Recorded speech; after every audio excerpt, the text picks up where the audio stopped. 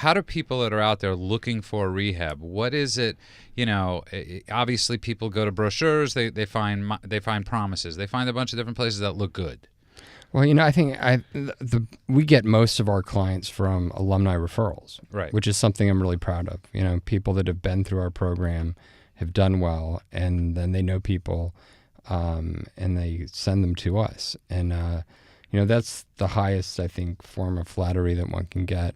There's all sorts of marketing gimmicks in the industry right now. I think we got, the cure for addiction with passages. We've got, was it Clear? What's the latest one? This is the last rehab. Yeah, it's like 30 days of your money back. Yeah, and there's all these catches and whatnot. I think it's a falsehood to promise things that we know for a fact are not true. I mean, there is no cure for addiction. The odds of somebody just going to one treatment center and without any other help is very, very low. Okay, so that's okay. Let's get to that, because I think that's what causes so much anger in people. It's like, we call alcoholism, we call drug addiction a disease, right? American Medical Association of America calls it a disease. Yeah. So when somebody has cancer and the cancer comes back, family members don't get angry at the individual. No. Right. They don't go, you well, some may have. Right. But you get mad. Told them to stop smoking 50 years ago. Right, but you get mad at the cancer. You don't get mad at the individual. Right. But with alcoholism and addiction, people get, and because it's such a... Yeah, I mean, most people still believe, I think, and I think even to some degree, the addiction community understands that there is some sort of personal responsibility in the initial use of substances. Right. For example, someone that decides to use heroin isn't an addict of heroin, but until they decide to use it.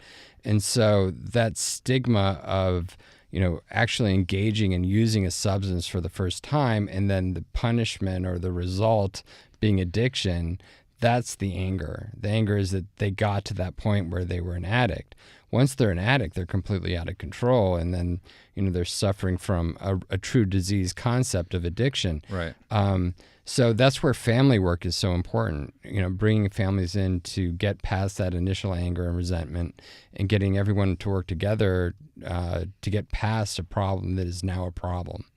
Once somebody's addicted, you can't go back and change the fact that they happen to use substances. Right. It's like the pickle and the cucumber. Once you're a pickle, you can't become a cucumber. Yeah, and it takes a certain amount of forgiveness within a family, I think, to be able to get past that and be able to all work together towards a positive outcome. And I speak from experience with my family, and people always go, how did your family get better? And I always say, because they treated it like, my parents got help.